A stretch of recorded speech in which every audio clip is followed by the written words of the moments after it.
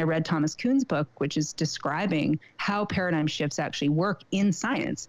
And that what happens is we basically assume the normal science. We're like, okay, we decided gravity exists. We decided, this is how particles work. We decide all this fundamental stuff. Now we're going to build on it. We're going to ignore now that because it's settled, right?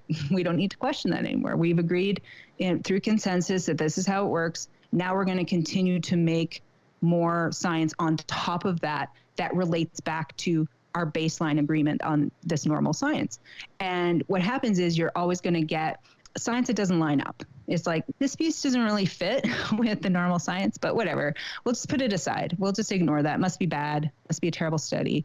And we'll just focus on the stuff that we like the feedback loop of. It's like a circle jerk. We like the circle jerk. We're going to stay in it and just discount anything that doesn't fit into it. But eventually that builds. The stuff that doesn't fit in is becomes a pile on the floor, and you can no longer ignore it at some point in time. And we're here now.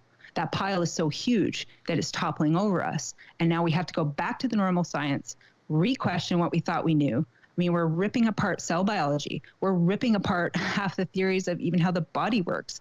We're even questioning, do ribosomes and endoplasmic reticulums, do they even work? Like Gilbert Ling was really vocal back in the day. He was like, this is not how this works. DNA doesn't work like that.